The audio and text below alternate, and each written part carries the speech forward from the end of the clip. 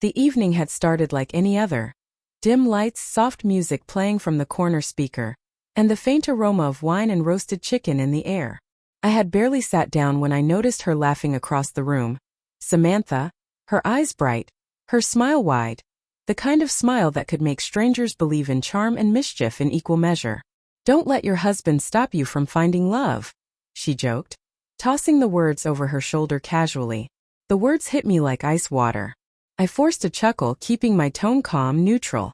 "Funny," I replied, letting the smallest edge slip into my voice. "Because I'm already married." Her laughter faltered just slightly, like a note out of tune. Her eyes flicked toward me, searching, curious. "Married? I didn't know," she said, voice softening.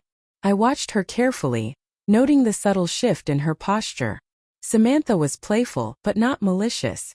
Yet tonight, there was a dangerous spark in the air.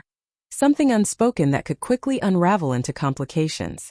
"I mean it," I said, leaning against the table, voice steady. "I have a wife, and she expects me to be committed. Fully." A shadow passed over her face, a mix of embarrassment and intrigue. "Oh," she murmured. "I didn't mean." "Relax," I said, cutting her off gently. "I get it. People joke, flirt, test boundaries. But tonight I need honesty." She nodded, a small laugh escaping despite herself. "Honesty," she repeated, almost like a mantra. "Got it." The rest of the night passed with casual conversation, small smiles, polite gestures. But beneath the surface I felt a tension building, a delicate awareness that something in her playful nature could cross lines if left unchecked. I sipped my wine slowly, eyes discreetly tracking her movements. Samantha was charming, irresistible even, but my life wasn't a game. It wasn't a story she could rewrite with a careless joke. And yet I couldn't deny the pull. Watching her, noticing the little quirks, the gestures, the way she tilted her head when she laughed. It all tested my resolve, reminding me that temptation often shows up in the most innocuous packages. By the time dessert arrived, I realized I had a choice. Navigate this night carefully, preserve boundaries, or risk opening a door that had no easy closure. My hands tightened around my fork, a quiet reminder of the rules I had made for myself. After dessert, Samantha leaned back in her chair, twirling a strand of her hair, eyes glinting with mischief. "You're serious about this marriage thing, huh?" she asked, voice light but probing, testing the boundaries I had set. "I am," I replied firmly, keeping my tone even. "Not everything is a joke. Not everything can be laughed off." Her smile faltered slightly, and for the first time that night, I saw a flicker of something deeper, curiosity mixed with frustration, maybe even a little admiration. "You're different," she said softly. "Most men wouldn't say that." I shrugged, taking a slow sip of water. "Different how?" I asked, careful not to reveal too much. "You actually stick to what you say. You have principles," she said, leaning forward, resting her elbows on the table. "Most people just drift with whatever feels good." Her words lingered in the air, and I realized she was probing not out of malice, but out of fascination. Fascination with a man who wasn't easily swayed, who didn't bend under the weight of flirtation. It was flattering, yes, but also dangerous. I couldn't allow this night to change the trajectory of my life. "You have to understand," I said, voice steady but calm. "I'm committed. My wife and I, what we have is not for games. It's not a conversation starter at parties. It's real. Serious. And I respect that." Samantha tilted her head, studying me as if trying to parse a riddle. "Real. Serious. Respect," she repeated, her tone softening. "You make it sound so simple." "Simple isn't always easy," I replied, locking eyes with her for a moment. "But it's worth it." The conversation drifted to safer topics, work, mutual friends, weekend plans, but under the surface, an unspoken tension remained. Every laugh, every glance, every little jest was a reminder that boundaries could be tested, and that charm alone could unsettle even the most grounded intentions. By the time the night ended, I walked Samantha to her car.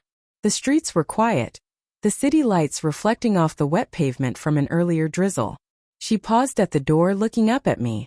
"You're really married," she said softly, almost a whisper. "Yes," I replied, voice steady. "And happy to be." Her lips curved into a small smile, respectful but tinged with something wistful. "Good for you," she said and got into her car. I watched her drive away, feeling a strange mix of relief and lingering tension. The night had been close, intimate in ways it shouldn't have been, yet I had held the line. I reminded myself that some lines were worth drawing, no matter how tempting the crossing. The next day I found myself replaying the night in my mind. Every word, every glance, every subtle test of boundaries. I couldn't deny that Samantha's energy had been intoxicating, but I also knew where my life belonged, and it wasn't in chasing fleeting excitement. By mid-morning I sat at the kitchen table with a cup of coffee, the sunlight warming the counter in front of me. My wife, Rachel, walked in, her presence filling the room in a way that no charming stranger ever could. She glanced at me, eyes curious. "You seem thoughtful," she said, a small smile tugging at her lips. "I've been thinking," I admitted, careful to keep the tone light, "about priorities, choices, about what matters most." Rachel sat across from me, setting her mug down gently. "And?" she asked, tilting her head. "And us," I said, voice steady. "What we have, what we've built." I was reminded last night that some temptations are just tests. Tests of whether we're willing to protect what truly matters. Her lips curved into a soft, knowing smile. "I'm glad you passed," she said, reaching across the table to squeeze my hand. "Not everyone would." I squeezed back, a sense of relief washing over me. The city outside buzzed with life, strangers moving in and out of their own stories, but in that kitchen, in that simple, quiet moment, I felt grounded. My life, my marriage, my commitments, they were not about fleeting charm or playful testing. They were about trust, honesty, and shared history. Later that day, I ran into Samantha briefly while picking up some groceries. She smiled, a polite, respectful smile this time, not flirtatious, not probing. "Hey," she said softly. "Everything okay?" "Better than okay," I replied, keeping the warmth in my voice but maintaining distance. "I know where I belong." Her expression softened, a mixture of understanding and perhaps admiration. "Good for you," she said again and walked away. I watched her go, feeling the last traces of temptation fade, replaced with clarity and peace. That night I returned home to Rachel. We shared a quiet dinner, laughter filling the gaps that had once felt heavy with doubt. There were no dramatic confrontations, no shocking confessions, just two people who had weathered subtle tests and emerged stronger for it. Sometimes life throws moments of temptation, curiosity, and challenge into the paths we've chosen. It's not about never noticing the allure. It's about recognizing it, facing it honestly, and choosing what truly matters. And tonight I chose what mattered most.